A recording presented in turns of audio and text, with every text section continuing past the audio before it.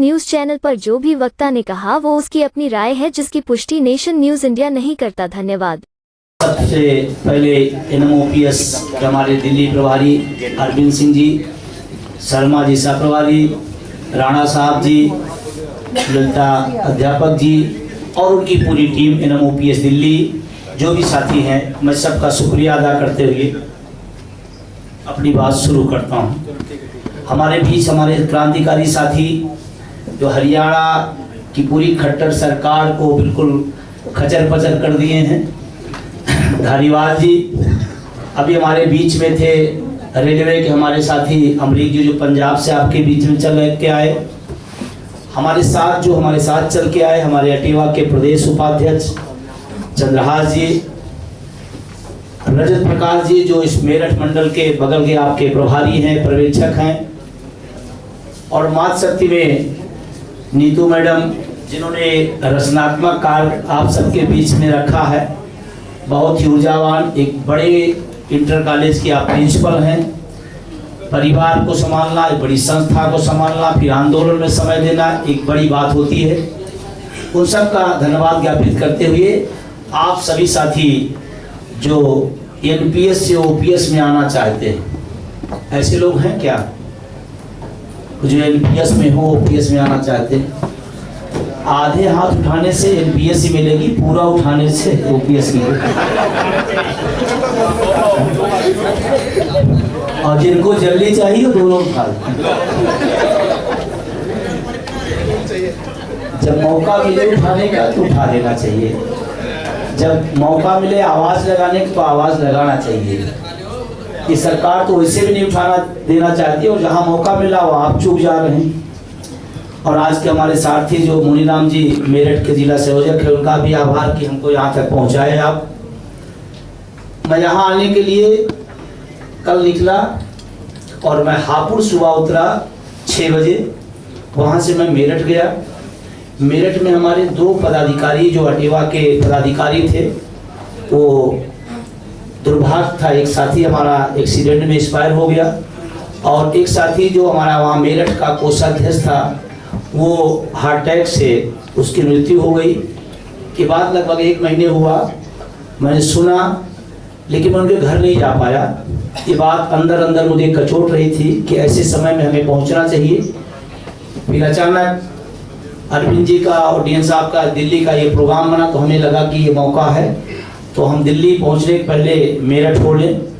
उसी चक्कर में थोड़ा सा लेट भी रहा मैं, तो मैं मेरठ गया, उन परिवार के साथ बैठा, जो परिवार के लोग आज जिनके चिराग से पूरा परिवार जल रहा था, वो चिराग ही बुझ गया।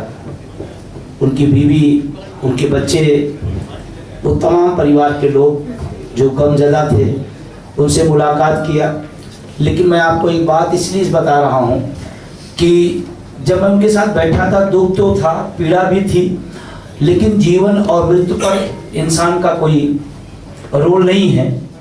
अब वो ईश्वरीय विधान था, क्या था, अब कैसे उनका क्यों हो गया, उसको रोका भी नहीं जा सकता है। लेकिन मैं आपको बताते हुए कि जब वहाँ बैठा था, एक बात का सुकून था, जिसकी भी शायद किसी ने चर्चा की है, और हमको लगता है दिल्ली गवर्नमेंट में भी पता नहीं हुआ कि नहीं, मुझे नहीं पता।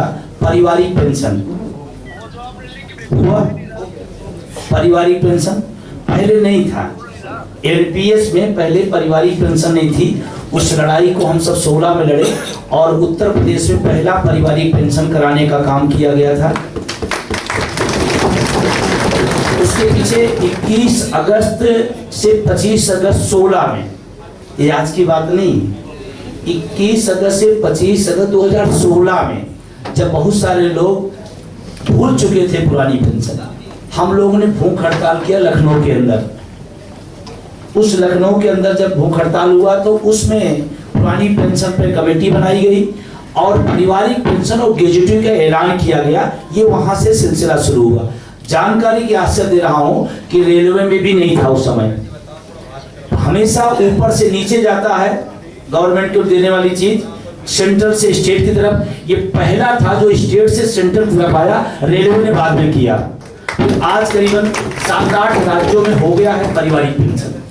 हम उस समय लड़े, भूख हड़ताल पे बैठे, लेकिन हम लोगों को नहीं लगा था कि इतना बड़ा काम हो गया। लेकिन जब कोरोना काल आया, अब कोरोना काल में हमारे तमाम साथी, तमाम कर्मचारी, तमाम अध्यापक दुनिया छोड़ के चले गए और उनके परिवार को पारिवारिक पेंशन का लाभ मिला।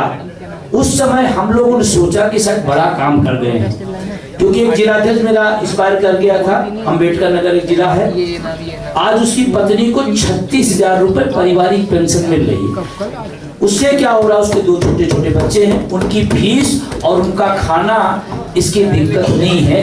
ये पारिवारिक पेंशन का लाभ है, इतना बड़ा लाभ है। तो जो वहां मेरठ में था, मुझे ऐसा लगा कि दुखद तो घटना है, लेकिन कम से कम इनके बच्चे सड़क पर नहीं होंगे इस पारिवारिक पेंशन। लेकिन यूं ही नहीं मिला, वो भी संघर्ष से ही मिला। और अब समझ में आ रहा है कितनी बड़ी चीज है, बहुत बड़ी चीज है। तो एक सफलता तो मिली और उसका प्रतिफल है कि आज हजारों परिवार उसका लाभ ले रहे हैं। तो वहां जाना हुआ और आज मेरा वहां जाना, मैं अपने आप को बहुत संतुष्ट पा रहा हूं कि कम से कम परिवार के बीच गया। अब आता हूं आपके जो मेन मुद्दे जिसके लिए आप आए हैं, जिसके लिए आप सुनना चाहते हैं। कितने लोगों को विश्वास है कि पुरानी पेंशन बहाल हो जाएगी?